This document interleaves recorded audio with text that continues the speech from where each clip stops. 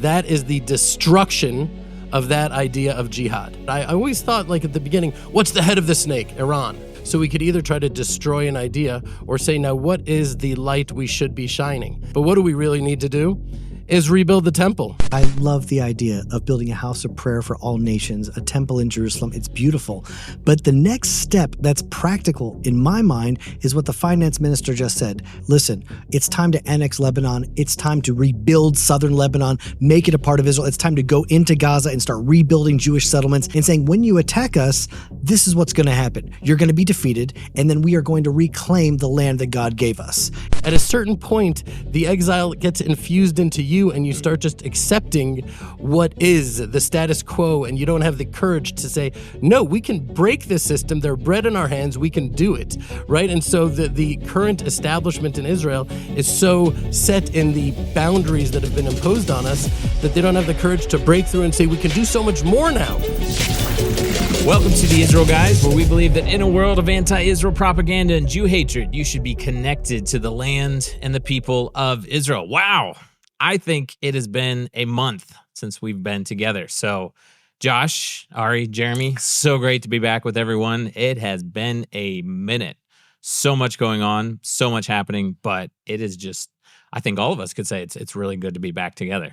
Yeah, over 100 visits to the bomb shelter and war and constant barrage. Even the north is still going under quite a heavy load of attacks. And hey, it's good to be back together with you guys. Yeah, well, you have had over 100? We've been to the bomb shelter 100 plus, 110 times or so. Yeah. Really? Yeah. Really? And you probably get it less than Tel Aviv and like central Israel. They've been even more so. Yeah, for sure. Northern Israel's really been hit right now. Oh, right, big time. But I think that the whole country, this experience, at least for me, and I think for everyone I'm speaking to, is different in the sense that in the past, it's like, okay, and we have to do this, and what's for what? At least there's this feeling in the country that there's a chance that we're actually going for the goal, that we're still really hoping, and our eyes are towards uprooting the source of what this is really about. At least I think there's still hope. It's really optimistic. It seems like there's a ceasefire now, and it's like kids are going back to school. It's like there's whiplash. It's like bomb shelters, school, life, not life. I don't know. Ceasefire, no ceasefire.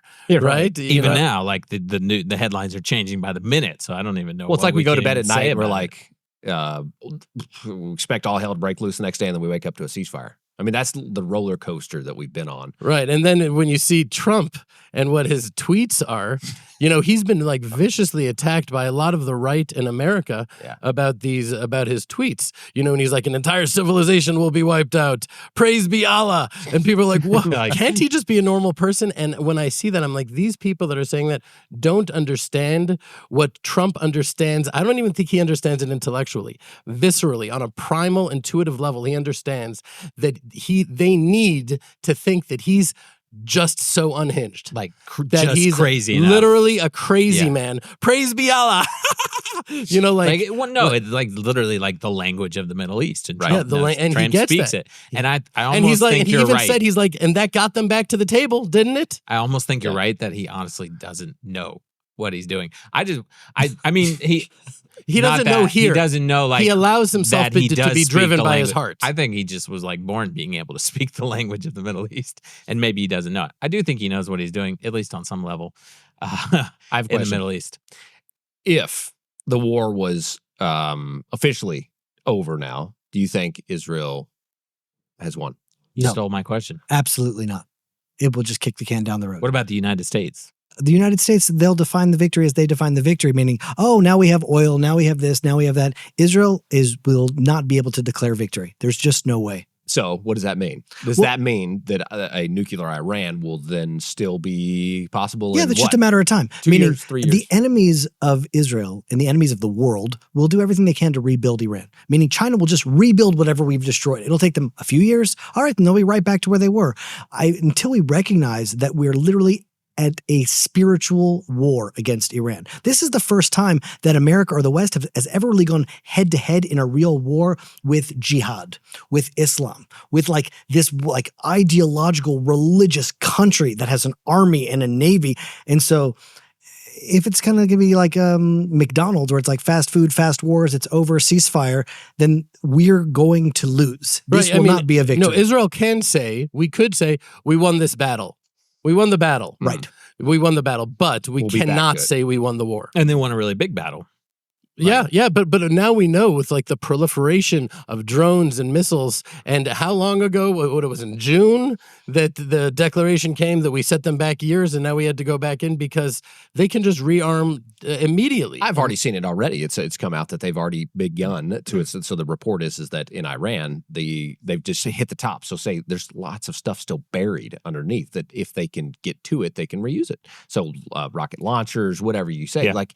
Yes, so much getting of it is in underground. So it's already images have been taken over the top of some of these areas that were hit that they've already started to try to open up those to be able to reach again the launchers and the rockets, whatever. So it's just a matter of time until they rebuild. And like you said, I totally agree. Right. Also, our lived experience in the country did fly in the face to a little bit of the narrative that's coming. We heard that we just absolutely eviscerated their launchers and the minute they were going to launch, and then we have missiles landing in Tel Aviv and landing in Nahariya and actually really causing damage and killing people, and we're in our bomb shelters. So what is it? I've heard that China has sold tremendous decoys to Iran, not only decoys, but that have their own heat sources. You know, so a lot of the destruction that we did may have not actually been what we thought it was. And they have more capabilities than we thought, but it's irrelevant. Even if we did destroy everything, they can just rearm. It really needs to be uprooted. Well, the real uprooted, what needs to be uprooted? It's a war that we are at war with an idea. Iran isn't just a country. It's not a terrorist organization. It's an ideology and an idea behind it. Until that idea is defeated, then the war is not over yet. Well, you know what I'm going to say now.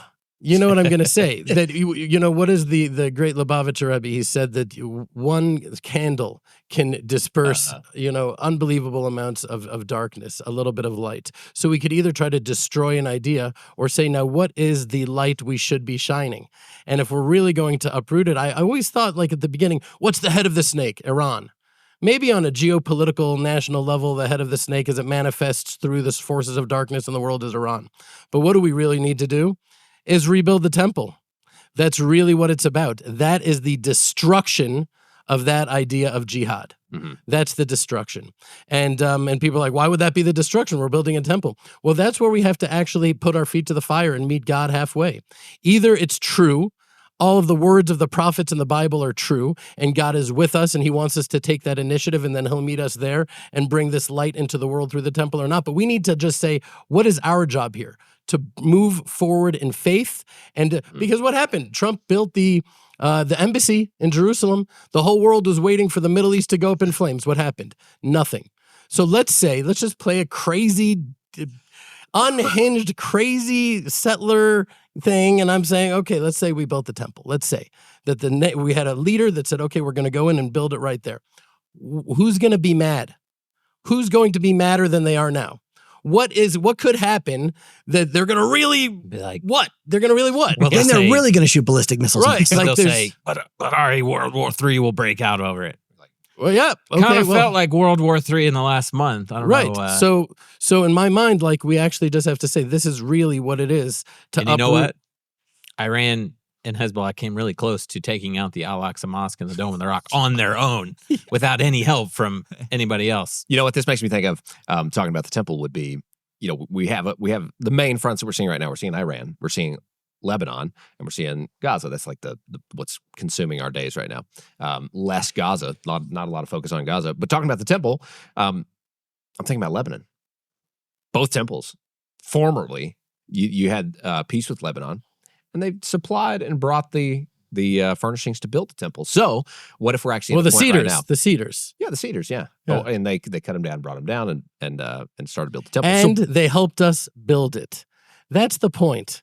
The point is that this jihad that we hate so much, you can't deny that there is a very a spiritual commitment and fervor. Like, there were times during this war I'm like, I got to give it to them. They're still at it. They're still going. They're still firing their missiles. They are committed. Yeah. If we were able to channel that commitment to a light place. I've even heard it say, I remember Rabbi Shlomo Carlebach said about this, there was a KKK rally in Skokie, Illinois, and he was talking about these Ku Klux Klan, and he's like, there's something so holy about them. And his student said, holy about the Ku Klux Klan? He's like, they're constantly thinking about Jews. I wish it was better. I wish they thought good of us, but Okay, so they're that's so where, immersed in that's where your love of Tucker Carlson and all Candace these- Owens comes from. Because just they're always thinking obsessed about with Jews. Jews. Yeah, I get there's it something now. holy about it. I There really is understand. something holy about it. And So it just, positive. it's up to us to harness it and to channel it in the right way. I'm like obsessed with Carlson. I listen to his show, each show twice. I think There's should. a spark in there that can be fanned and flamed, and goodness can come. We should talk more about Lebanon and finish that up. But before we get to Lebanon, there's just this little thing that I think we could not bypass, and that is Erdoğan. We're talking about the big overall, Iran, Lebanon, but Erdoğan. Erdogan or Erdogan? Erdogan, I don't know. What is it? Is it Tennessee? I think it's Erdogan. I think it's Erdogan. Yeah. In Turkey. You're going to say it what would like you a Tennessee. I'm going to say it like I said. Iran is going to shoot nuclear weapons at us. I gotta play my part. Yeah. He had a quote this week that I thought was it last week? It's been recently. We must be strong to prevent Israel from doing this to Palestine. This, I don't know what the fighting. The whole thing. The whole thing. Hamas, all this. Erdoğan said, just as we entered Kabaka, wherever that was, some big war, just as we entered Libya, we will do the same to them, he stated. There's nothing to prevent us from doing it. We just need to be strong so that we can take these steps. That was posted in the J-Post. What do you think? Well, Turkey is a NATO country. And there was just now elections in Europe, and Hungary has flipped. Like the last man standing that was pro-Israel, that had conservative values, that was a real biblical country in its leadership is gone. And so Turkey making that threat as a NATO country, if Israel were to attack a NATO country, that theoretically should trigger then all of Europe to attack Israel. So it seems as though there's some sort of plan that's unfolding that even if we dispose of Iran, Turkey's like, batter up, and he's ready to go. On that note, can we play this clip real quick? I just saw this and with the elections that happened in Hungary. This is appalling to me because Hungary was a beacon of light that said, "Hey, we're not accepting this Muslim takeover. We're not going to accept this budget." They actually were fined every year because they didn't have that. They weren't accepting all the masses of immigration from all the Muslim countries, and that was really strong. And they were good ally to or at least friendship with Israel and America. Watch this clip, and it looks to me. And what I've seen is the young people have now flipped it. The elections came in. The leader of the party before that was friends with Trump and Netanyahu was unseated, and this new guy, this young fella, has come in and just watch this. This is at the rally right before the elections took place. Looks like some million people out here. Just watch what they're saying. Come on, support Palestine!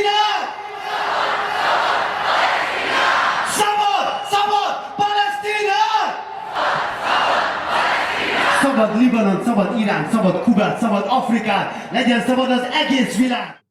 Okay, if that's not appalling from a country that was once the best friend in alignment with American idea and Israel, with a free world, is now flipped in and saying, okay, we want to free Gaza, we want to free Palestine, we want to free Lebanon, we want to free Iran.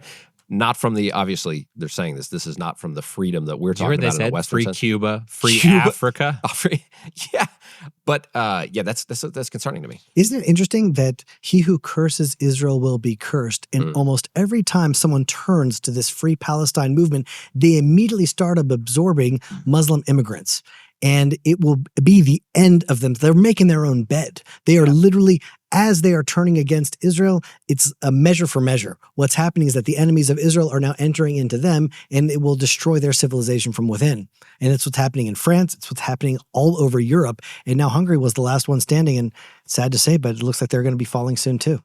Not good. Yeah, I also just have to say, I was telling you guys before, and Jeremy and we started the Prophets of Israel Daily. Yeah. We have thousands of people around the world that are in it, but it has been more of a commitment than I imagined. I am immersed fully, and it's very rewarding, but very overwhelming. But everything is now running through that prism of the prophets. I'm not talking about Isaiah, Ezekiel, Jeremiah. I'm talking about Joshua, and now we're halfway through the book of Judges. And by the way, anyone that wants to join, you can go and catch up. You can binge. It's really great. Highly recommended, by the way. I have been really enjoying it. Thank you. And so in the book of Judges, chapter 3, You know, it says, these are the nations that that God left in order to test Israel by them. Meaning when they're saying Palestina, it's the Philistines. It's not the same as the Philistines, but the reason the Palestine was named Palestine was to put salt in the wound of that gaping wound of the destruction of the temple, and saying the Philistines, they're actually the ones that defeated you. But Palestina, Philistines, it's right there. Yeah. And to remember that they being here are not a bug, it's a feature. And we're being tested through them. And the whole world that's coming, all of a sudden, this strange new love for these Palestinians that they clearly don't care about, it's really going for the very root of the connection of the nation of Israel to the land of Israel. And so if we say, what's that all about at the deepest level? That's why I keep coming back to the temple. It's about that. Either we're going to shine God's light to the world or we're not. Why are we here or not? And if we're not here to do that, maybe we really don't have a right to the land. Well, I want to say something because, I mean, obviously, I love the idea of building a house of prayer for all nations, a temple in Jerusalem. It's beautiful. But the next step that's practical in my mind is what the finance minister just said. Bezalel Smotrich just said, listen, it's time to annex Lebanon. It's time to rebuild southern Lebanon, make it a part of Israel. It's time to go into Gaza and start rebuilding Jewish settlements. It's actually reclaiming the land of Israel that we were attacked from and saying, when you attack us, this is what's going to happen. You're going to be defeated, and then we are going to reclaim the land that God gave us. And that is really a step forward, and that would be victory. That's not just saying like, oh, it's a battle won. Once we reclaim and resettle Eretz Israel, that's when we win. Right? What's keeping us back from that? I don't know. The finance minister, I mean, that's as like the top three in Israel. He's like a pretty significant leader, and that voice is only getting stronger in the land. Can I tell you what's holding us back from that? The Supreme Court. Judges chapter 13. Sorry. Here we go. No, really, I want you to think about it. Well, Samson just so people don't know how random my comment was, the Supreme Court is trying to kick another minister in Israel's government out of the Knesset, right? Out of the Knesset, right. Ben Gvir. Yeah. Right, and that's a perfect example, you know, but just on a practical level, Samson, people think of him as this hedonistic, womanizing rogue, but really, why did he do all these things? So the Philistines would think that he was just a personal recluse that went against them, and they wouldn't blame the Israelites. But think about it, when the Philistines came, after he tied the foxes' tails to the torches and burned down, the Philistines came to Judah and said, he's there, give us Samson and we won't do anything to you. And 3,000 men from the tribe of Judah, the tribe of kings, the tribe of King David, went to Samson and said, the Philistines are our rulers. You know, can we give you back to the Philistines? I mean, what is that? What was holding them back from fighting? At a certain point, the exile gets infused into you, and you start just accepting what is the status quo, and you don't have the courage to say, no, we can break this system. They're bread in our hands. We can do it, right? And so the current establishment in Israel is so set in the boundaries that have been imposed on us that they don't have the courage to break through and say, we can do so much more now. There's so many wonderful opportunities at our disposal with what is happening in the world. Just be brave and be bold and move forward powerfully. Right now, there's a great example of that. Not to spend too much time on this, but there was a local guy that was out on a farm, ended up getting into a massive fight. The local, very hostile Arab village came and attacked a small Jewish farm. One of the Arabs was killed by one of the hilltop, what do they call them? The hilltop youth or whatever it was, but it was actually a someone that was a part of the IDF. And now he's a 25-year-old soldier who spent hundreds of days serving, a reserve soldier, not a career soldier, right, fighting in the war in Gaza. And now he's in this, what you call the system. It's very much so like what you just described. He's not a 15-year-old wild-haired hilltop youth. No, but he's out and a part of the reclaiming of the land of Israel, and unfortunately, the establishment, just like with Samson, it's a journey, right? And this same kind of thing is here with us right now. And so it's a slow. Did you mention process too that the Arab terrorist, because he is a terrorist who was shot and killed? Turns out he part of the Arabs attacked this Jewish farm. An Arab terrorist was shot and killed. Turns out he's a Hamas operative who was previously involved in a severe lynching attack event of Jewish teenagers hiking in Samaria for a bar mitzvah party.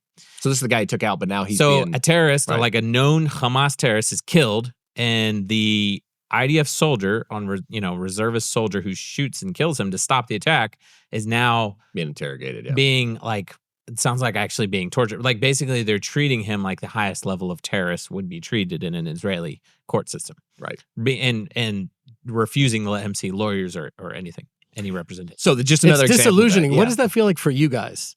Coming in here to Israel, trying to stand with us, and is it confusing? Like we want to stand with Israel, but on the other hand, are we standing with the government who has, these forces that are persecuting their own people? What is that like from your perspective? I don't know. Very confusing, I think. Yeah. Well, no, I feel for the soldiers because what I want. But I think it's confusing to the people, like the people who represent our audience, especially. Right. Especially people who are like listening and watching. They're like, wait, a farm in Samaria? Right. Like what's going on here? They're just farming and a soldier kills a terrorist and now the soldier's being like tortured and interrogated by the intelligence services in Israel. Like, so for those confused listeners, if I could just say, Samuel chapter 22. Really, what happened there? It. King David is fleeing from Saul. He had opportunity after opportunity to kill Saul, and he said he would not because he feared God and he respected the anointing of the throne. And then Saul kills 85 priests, Kohanim, right? The king of Israel kills priests, holy priests of Israel, slaughters them because they, even unknowingly or knowingly, it's whichever one, but they gave refuge to David, the anointed of God. Right. So what's happening here? You're witnessing, you're a part of, to those listeners out there who are like, what's going on here? We're back in the story. Yep. We're back in the story. And the question is, what role you're going to play? Are you going to, go ahead. No, I think I have something to say, like, how do we explain this? And King Solomon says, Reshit Chokhmah Yirat Hashem, that the beginning of wisdom is the fear of God. And like, a soldier is killing a Hamas operative, and now that soldier's in prison. Like, what? That is so enragingly insane. It's so stupid. Well, that's because the beginning of wisdom, like you don't even have the beginning of wisdom without the fear of God. And what that demands of all people isn't to just say like, oh, I support Israel. I love that country. It's like, no. If you support God, then you really have to go deep into what are the dynamics within Israel, because even in the prophecy of the end of days and the war of Armageddon, some of the Jews align with Gog and Magog and attack Israel. It's not just a Jewish thing against the nations thing. It's really a matter of those that love God, that believe God, that live by his truth, that live by his morals. They unite. And that's really what you need to be aiming toward, is like, what is the truth? What is God's will in this? Because once you remove God, then there's no wisdom. And you'll end up arresting a soldier that killed a Hamas terrorist. And I think it's like you were talking about before, I think it was you, Ari, or no, Jeremy, you mentioned Bezalel Smotrich's statement on Lebanon. And so you have this push-pull happening in the highest levels of government, because on the one hand, you have the Supreme Court, who has tremendous power in Israel to do whatever they want, basically, trying to eject a minister in the government. And when I saw the headline, I thought, oh, maybe he's done something. I read the details, and it's like, no, basically they don't like him. So they decided they're going to kick him out. And on the other hand, you have like so much of the government moving so much more to the right. Josh, you were telling me this morning that the farms and the new communities in Samaria, especially, there's a lot of new communities and farms in Judea and Samaria, but especially in the northern part of Samaria, the Shamron region, they have like a lot of backing, even though you're not hearing about it in the news, from the military, from the highest levels of government, from the local government. Beneath the headlines, there's like so much support. That's right. And so much progress happening for the restoration of Israel. And I mean, like literally the physical land and the people growing and developing. Like northern Shamron, like north of us now, like they have all these communities that are being established. There's been over 100 new communities established. Just opposite from in Samaria. Mount Eval, brand new community, hasn't been there for 2,000 years, right? That's not counting the small farms. You talk about all the farms being established, and it's being done under the oversight of the state of Israel. That's what has changed. Even though they won't admit it publicly. They're not going to admit it publicly, but it's happening. That's the story on the ground. And so here in Samaria, there's strength to it. It's this story here in Samaria is not the exact story happening throughout Judea and Samaria and all the different little pockets. But here specifically in Samaria, there's a lot of support. And what you're seeing on the ground, this is I don't know if you guys saw it on the way up here or not, but along the highways where the olive trees were growing like over the road, that's a real security threat. And you got an Arab village, and you have no view, and they would throw rocks at cars all the time. It's happened to me. It's happened to me. You're just driving, and all of a sudden there's an ambush, and you have and no they're idea. on you. And you don't even see the people even. You got a rock, where did it even come from? Because of the trees. What they're doing now, so incredible. The state of Israel had no power to do this until now. Now they're expanding a huge swath on either side of the highways, all throughout Samaria, is being cut to better protect the Jewish people that are living here. So I think it's phenomenal. It's phenomenal, and it's less than inspiring. No, because like, also 100 new Jewish communities is inspiring. Okay, I'm not talking about that. I'm talking about cutting down olive trees. You're like, why don't you go to the root of the problem and get to the village? Not only that, there's also long stretches of these roads that they've put up these walls, and on the walls they paint these palm trees and water flowing, and it's like, we see what you're doing here. There's not really a palm tree there or water flowing. It's a wall, right? It's a wall. And so we delude ourselves and we put up these sort of like Iron Dome. It's the same thing as the Iron Dome. It's a prophylactic interceptor rather than, like you said, uprooting it from the beginning. And so it's these Band-Aids are getting old. I want to talk about this. This is with Lebanon specifically. We're supposed to be talking about Lebanon. No, but you're talking about potentially. You talk about Bethel Smoltrich. Amazing. I support that 100%. God's land, God's people. Expand the borders. When your enemies attack, grow. So let's just say Israel is in a political sense is probably not ready to do that. In a population sense, I think a lot of the people are ready to say, yeah, let's do that. Gaza, Lebanon. My thought is, Iran, to all these different places that we're talking about here. When I see, and this includes Iran because of Muslims. When I see a majority Muslim country, I see problem. I see regime change in Iran being very difficult when you're dealing with 90% Muslims. I see in Lebanon, and I took the stats before the show here, the population. We've only got like less than 6 million people in all of Lebanon. It's a fairly small little place. But, since the 1950s, we've seen a massive, it's flipped totally opposite. Used to be majority Christian. Today it's majority Muslim. You have today, where it was 54% Christian and 44% Muslim back in with a range of other. Nowadays, it's just gone much different now. Muslims are 70%, Christians are 30%. So how can Israel effectively go in? I could say if it was Christians, maybe Christians are less volatile these days than the Muslims. Historically, Christians were more volatile than even the Muslims, but we've had this big flip. So how does Israel go in and actually achieve these goals without creating another Gaza situation where you're trying to work with the people? In my mind, you're just never going to be able to work with a Muslim nation.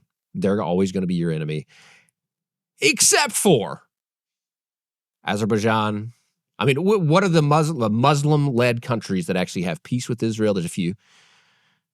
What are you guys' thoughts? I mean, well, there's the Abraham Accords, where there are Muslim countries that have really, like the Abraham Accords, they've like lasted. It's powerful. There was time when like Trump wasn't in power, and Dubai, the United Arab Emirates, Morocco, they've like stood by us throughout this entire war. Iran, Gaza, Hezbollah, they're really aligning with us, maybe not so vocally, but they haven't condemned us. They're still sort of standing strong. And I think it's important to realize that within Islam, and it's a dominant force, especially within Iran, is jihad.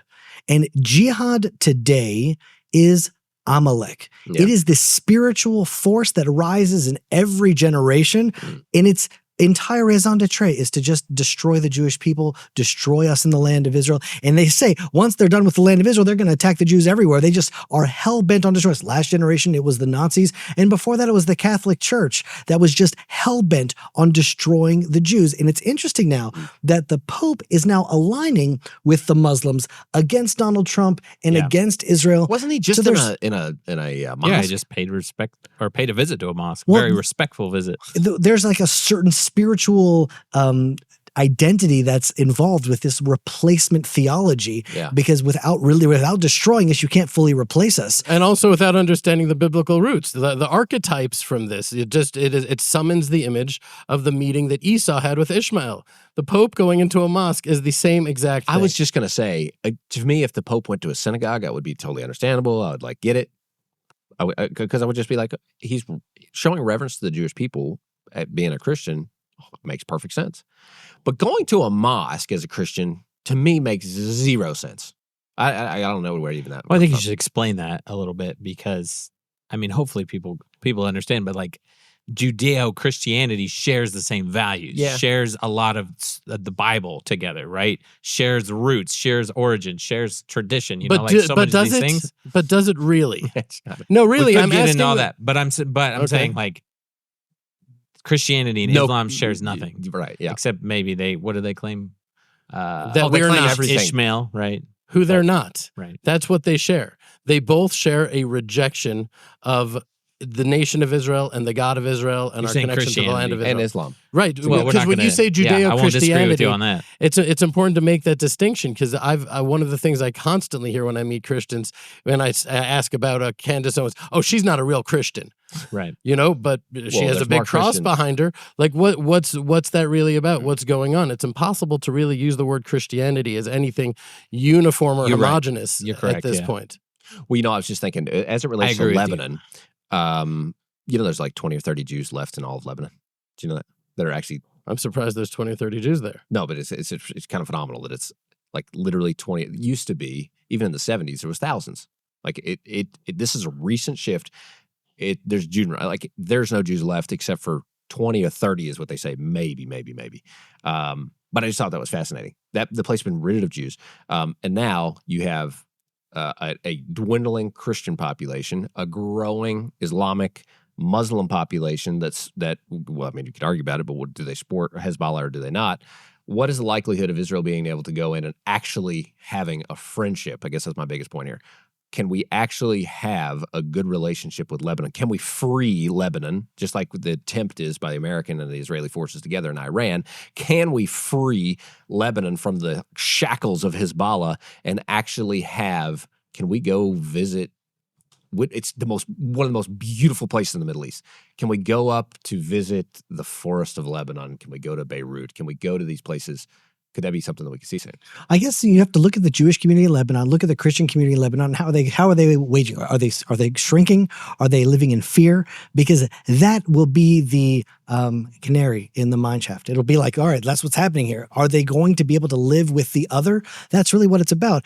Can we live together? It's just look at the minorities in their country. Are they happy? And look at Iran. Are the minorities in that country happy? No, they had 40,000 of them were just slaughtered in the streets. That really is what this is about. A house of prayer for all nations is the ultimate vision. That means that not everyone has to be the same. People come from different backgrounds, different religions, different worldviews, different languages, and yet they're all able to come together. And so that really is what Israel is trying in our heart of hearts to try to bring to the world. And Lebanon really will be a test case. So let's talk about what's happening in Lebanon right now.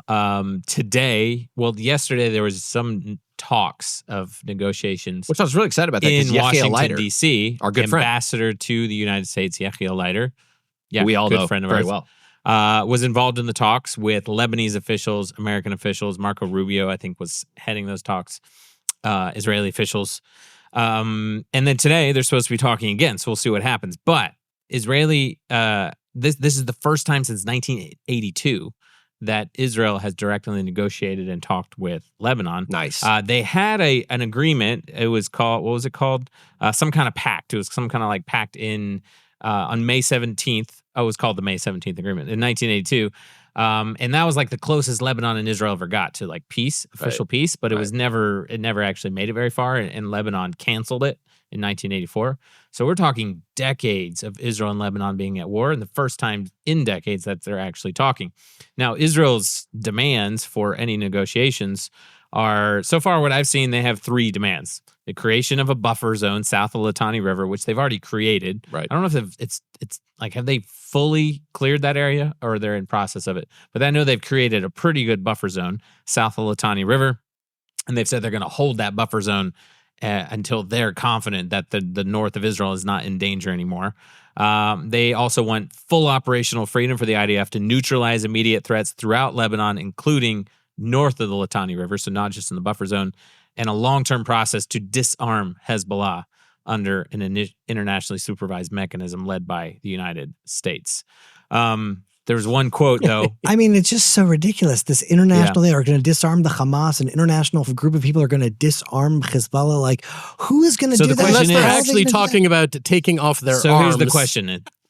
Well, I mean, they've taken off other We're gonna let Ari translate these appendages.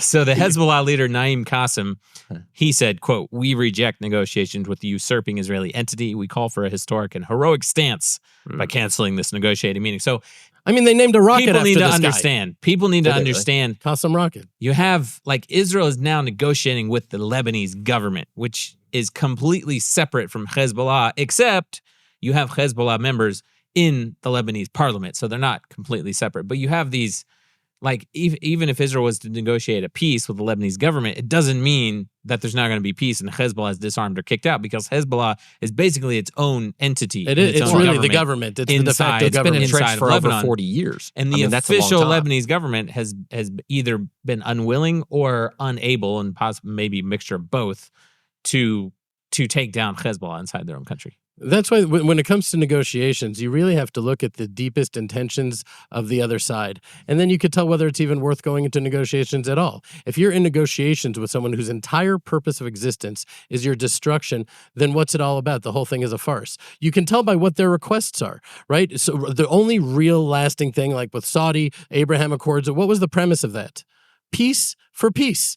We respect each other and we want to have peace with each other, period. That can last. Not give us land, give us so much land that you can't defend yourself and you make yourself tremendously vulnerable, and then we will shake your hand, say peace, and then destroy you. If it's land for peace, it's not a real negotiation. If it's peace for peace, then let's do it. You know what I think is interesting about Israel's 3 demands is those demands don't actually have to be a prerequisite for negotiations or peace. Those can just be facts for Israel. And they already are, almost all they're already on their way towards that. Israel's creating the buffer zone, and they're going to keep it, hopefully, unless they caved some international pressure. They have operational freedom for the IDF.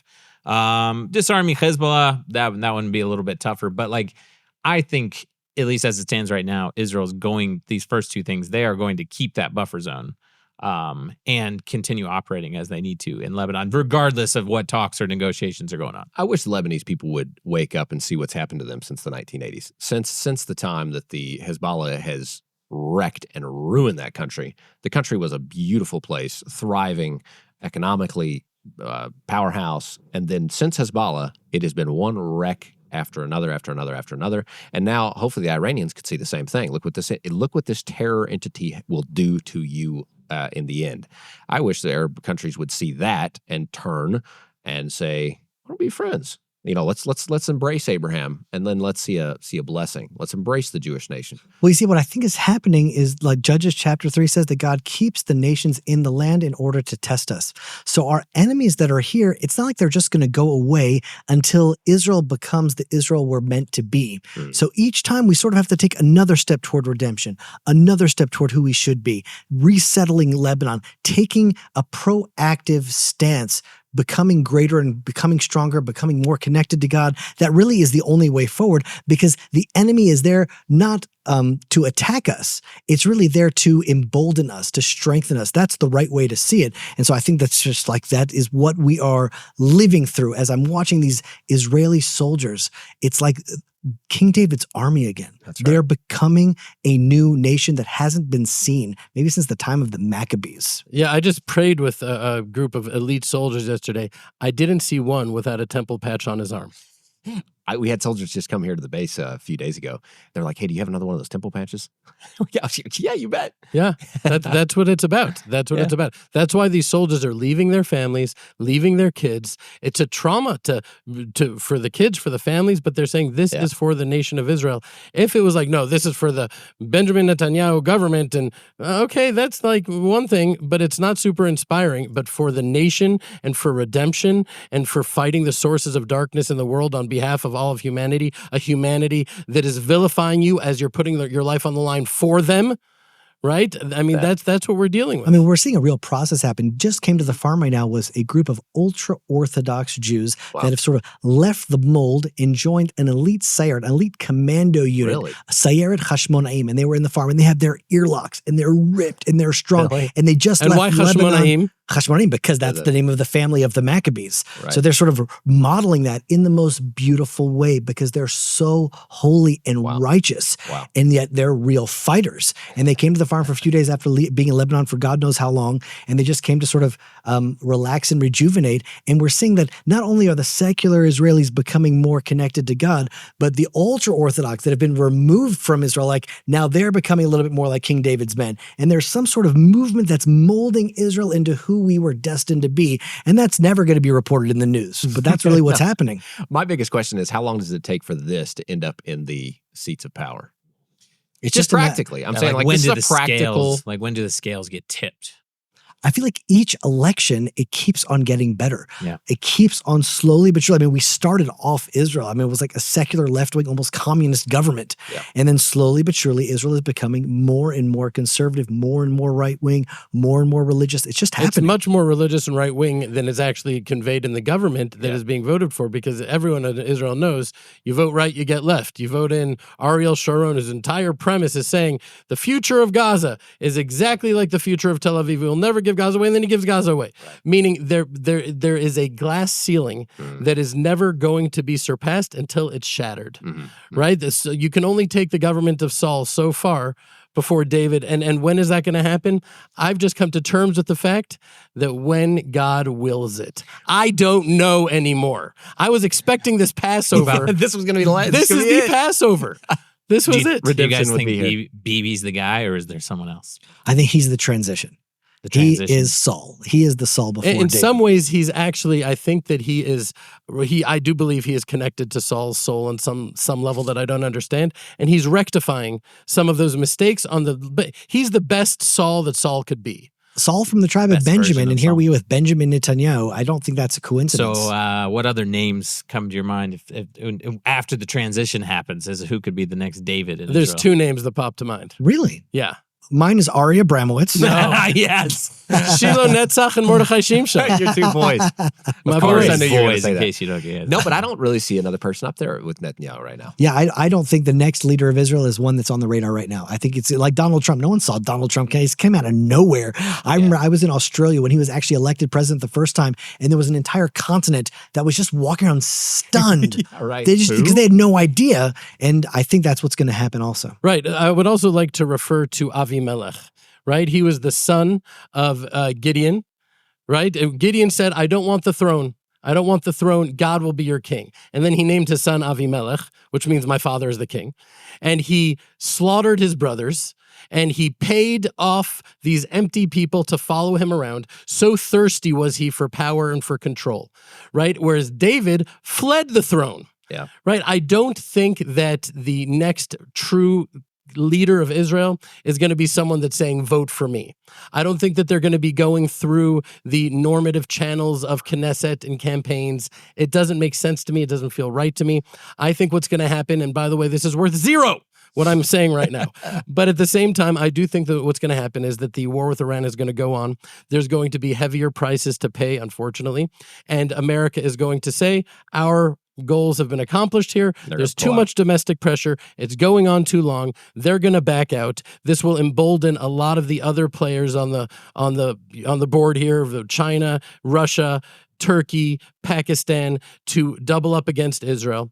We're going to be extremely overwhelmed, and it's going to look challenging and difficult for us. And then something's going to happen from within. And that's that when will the be leader of Israel that's needs to when be. it will come up. It needs to be from a place where the nation cries out to God. I've read the book of Judges enough to know that we're right back in the story, and then we really need to have our hearts turned to God. And that's what I believe is going to happen. I feel like just like Ari's predictions. modern day prophet, it felt very. Does that sound No, I plausible would, to I you would guys? 100. I feel that's 100% correct. I feel like all of your predictions are going to happen. It's just a question of when. You know? You're spot on. Right, but it's not You're like I'm like, spot oh, on, here said the Lord of Israel. It's not that. It's just looking at Jewish history and looking at the spiritual patterns and cycles and that have returned upon us and understanding. Because right now, look at what's happening in America. Right, I think about the prophet Zechariah that said Jerusalem will be a cup of trembling or a cup of drunkenness, that the nation nations are all turning against Jerusalem. And when I look at what's happening in America, Oh, my gracious. I mean, we could right now spend the rest of the show and all of next show of people that are viciously, vitriolically filled with unbridled hatred. And it's like they're all trying to outdo each other. Like the more clicks you get, everybody loves it, and it's hysterical, saying, I want to kill Jews. I want to wipe out Israelis. I want to put my boots on the ground. Could we play this guy, Dan Bilzerian, who's running for Congress? Let's just play. I think he cussed every he three did. words. Yeah, I don't think our editors Just have say the what he stomach said, to cut out all the. No, four-letter it was words. horrendous. Before the show, we watched it. I mean, okay, so let's play the other guy that I just showed you guys. Now, that was But the the point good is, like, response. people are saying you don't even have to pay me. Like, I will sign up for Right, and free. so what is it? Just to kill Jews. And I never understood the words "a cup of drunkenness" until now.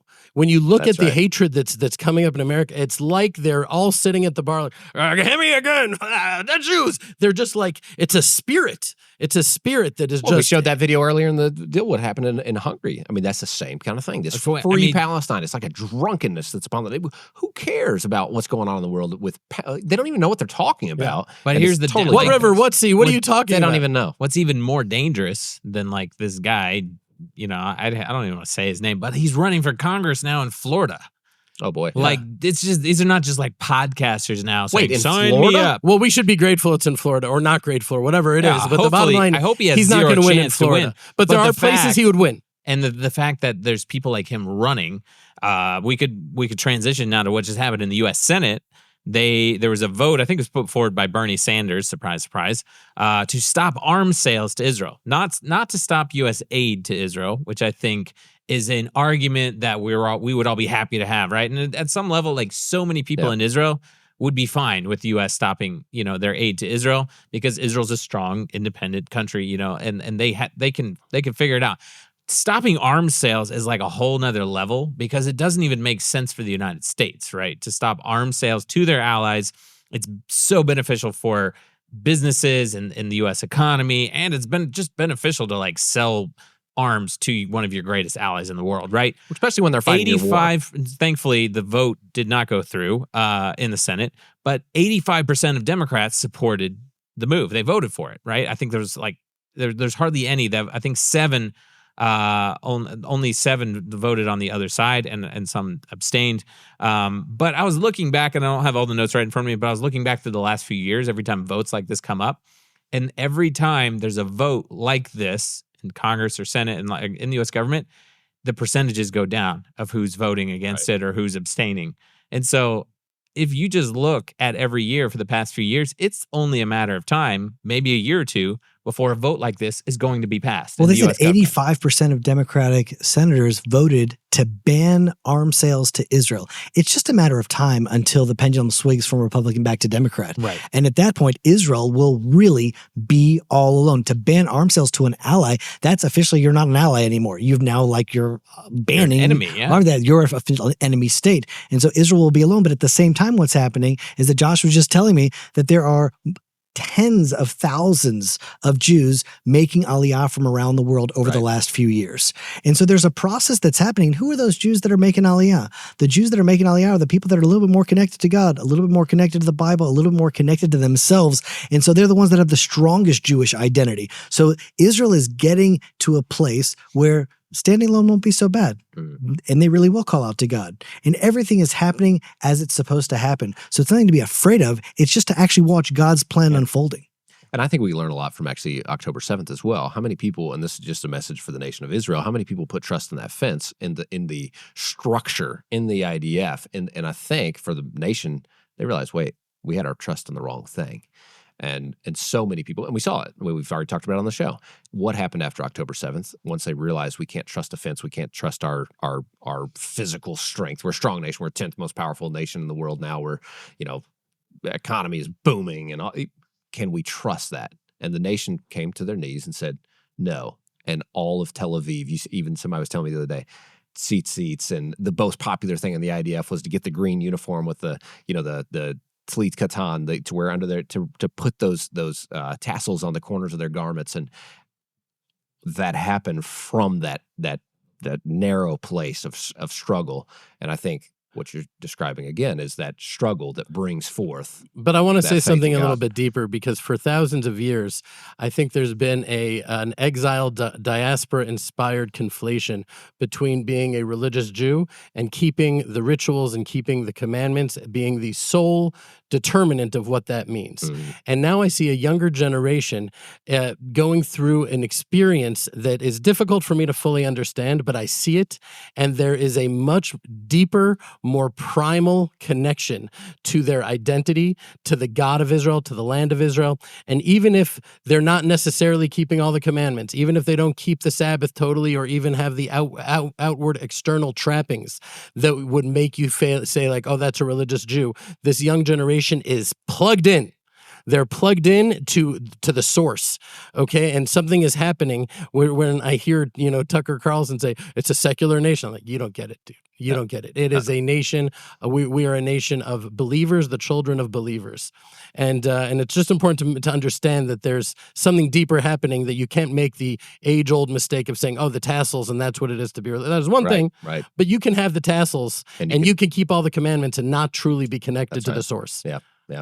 Yeah, totally. I know we've mentioned it before too, but just to follow up on that, in America, if you were to ask someone if they're religious or Christian, most people would say yes, and they might have zero connection to faith at all, or the Bible or God at all, but they go to church on Christmas or Easter, or maybe both. And so they consider, well, yeah, I'm a Christian. America was founded as a Christian nation. I grew up in America, so yeah, I'm like identify as a Christian. In Israel, it's the opposite, and most people are very hesitant to say, oh, I'm a person of faith, or I'm religious, right? But so many people are deeply connected, to that. You know what? I remember this with you. You probably don't even remember this, but we were on a film shoot a long time ago. And in one of the Arab villages, we went to the tomb of Joshua and Caleb. And there was a soldier, like part of the convoy that was protecting them. Yeah, protecting them. And I remember you talking to him, and he was like, "No, I'm not religious."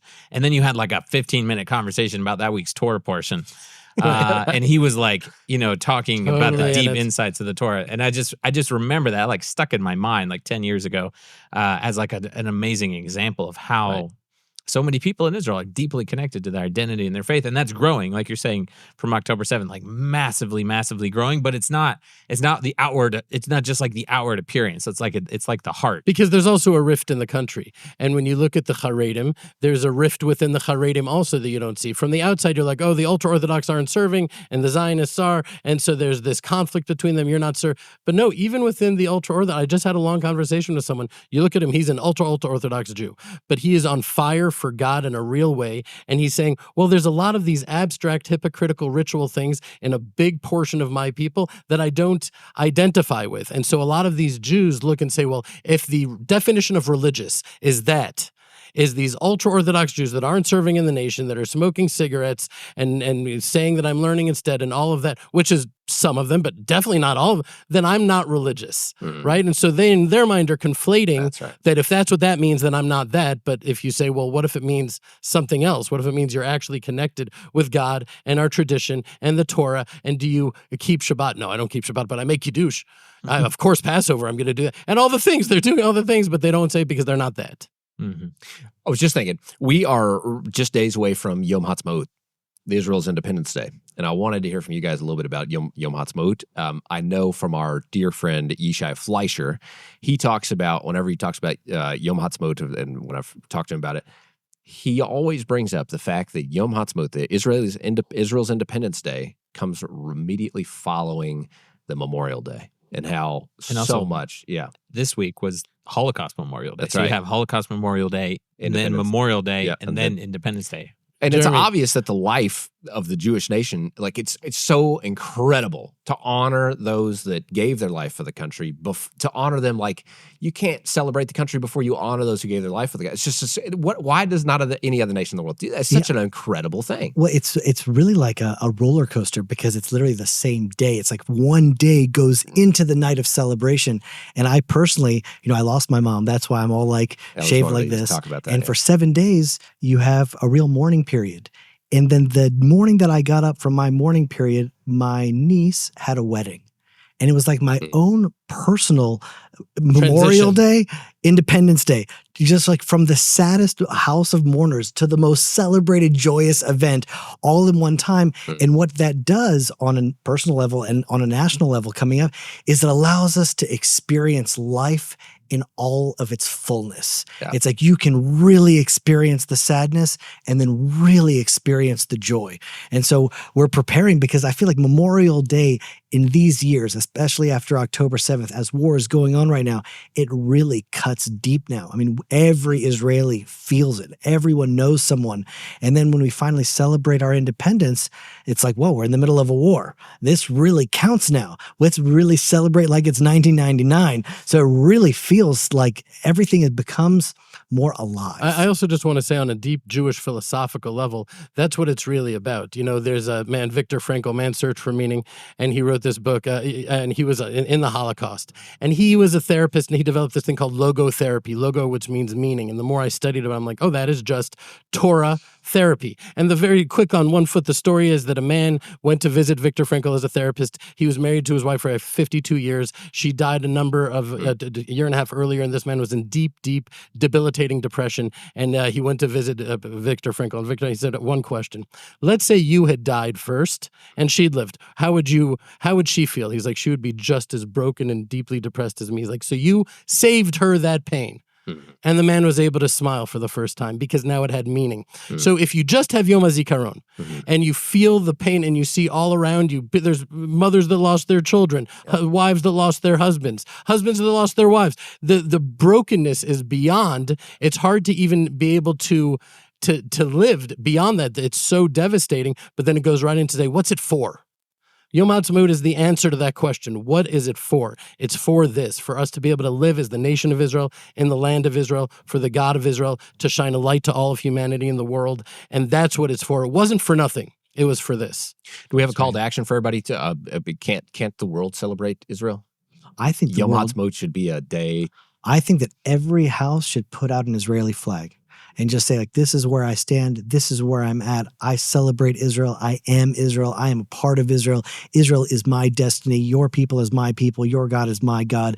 Everyone that loves Israel, put it out on Independence Day. We're expecting 100,000 flags from everybody that's watching the show to be out on their porches and celebrating. Big call to action. But before we do that, Jeremy, you said that too, just quickly. More about your mother. We should just honor your mom on this show. She just passed away. You just went through the 7 days of mourning. You just get out of with your family, sitting Shiva in Hebrew it's called. Beautiful tradition that the Jewish nation carries of mourning the lost. So I'll tell you a thought that it's just been with me, since. And I grew up in a home that was just filled with a lot of love. And it was my mom that was just like this beacon of love. I mean, I literally never saw my parents fight, not even once. It was just absolute love all the time. And when I saw so many people come to the Shiva, so many people writing us emails, people that are watching the Israel Guys, people that are part of the Land of Israel Fellowship, people that just wanted to reach out and just touch me saying, it's okay, I'm with you. I all of a sudden felt how much love there is in the world. And I felt the power of that love, because right now that's actually the war on its deepest level. There is an enemy of Israel that is driven by hatred, by jealousy, by the forces of darkness. And it's scary because they're jihadists and they're ready to do the worst. And then there's a force of love in the world. And it's like, I was like, are we really going to win? But then for whatever reason, when I lost my mom, I felt how powerful that force is. And I have no doubt. Love is what's going to bring believers together. Love is what's going to conquer all of the darkness, and it's going to bring the light. And so it's good that my mom's final lesson to me was to really teach me the power that love has and the power that love is, and how love is really going to win. Wow. I know I always loved the moments when we had just an amazing lady, very bright, like you said, very bright countenance. The times, of course, in our living room with you guys. It's not really 100% fair that only Jeremy gets to speak. Yeah, I know, because she was like a mother to me. You know, there was many years my parents weren't here, and she was a mother to me. Unlike a lot of different ways, just her Southern twang. Every time I spoke to her, I felt closer to home. Not only the Southern twang, but the love. Every single time she would visit Jeremy, she would come over to my house. She had presents for all of my children. Put them on the swing and play with them. They know her as Saftalin. Right. She's their grandmother, and she was like a mother to me. And it was like you'd think that love is, on some level, we're finite beings. There has to be finite. And she was like a little bit of a hint, like, well, maybe there's a little bit of an infinite capacity there in the world in some ways. And that was really, I hope it's okay. I just wanted to share my heart a little bit about your wonderful mother. May her memory be a blessing. Yeah, Amen. Amen. Yes. Be blessed. Yeah. Wow. Guys, you mentioned the prophets of Israel a bunch of times. Yes. So as you can tell, this is something Jeremy and Ari are deeply entrenched in right now. I know I haven't listened to them all, but I've listened to a bunch of them and really enjoyed them with my family as well. So we'll put a link. You guys can jump in. We're just starting today. We're starting the book of Judges. And so this is a great time to join. And then you can go back and listen from the beginning. I actually just got a message the other day that someone stumbled upon the prophets of Israel and they just binged. They had one long car ride and they went 10 minutes, 15 minutes, 15 minutes, and they finished the entire book of Joshua in one car ride. Right. And we try not to make it more than 15 minutes. Well, that's what I love about it too, is it's like, it's one chapter yeah. and it's like 10, 15 minutes. And so it's easy to digest. You can even like read the chapter and then listen to the commentary. And it's just so And if you want to know how it is, yeah. the comments really strengthen me. I have to tell you, I read a lot. I don't read all of them. Better than the comments you get on the Israel guys? A lot. I mean, it's... Guys, I got to see the to-do list. Get in your car, listen to this podcast, subscribe to the Prophets of Israel. On your way to finding a place to buy an Israeli flag to put out in front of your Amazon, house. Invite all your friends over and celebrate the Jewish people. That's what needs to happen across the world. That's what needs to happen. We don't celebrate the state of Israel. Our store. We need to sell flags on our store. Sorry, guys, but hopefully Amazon. I don't know if I'm not your guys' store. Of course, you can get it on Amazon. It'll be there in 15 minutes. Hopefully. Literally, get an Israeli flag, show your support for the Jewish people. Guys, check out the Prophets of Israel. You can also check out the Israel Guys member program. So many people part of that. And we have so much fun on there with all kinds of content not available to the public. And that's how you can support us. We'll put a link down below for that as well. As always, stop listening to the lies and propaganda and connect with the truth of what's happening in Israel. We'll be back soon. Hopefully, you guys are going to be here next week. Please God. God willing. We'll see. It's been a while. Hopefully we'll be back together for the foreseeable future. Guys, we'll see you soon here at the Israel Guys.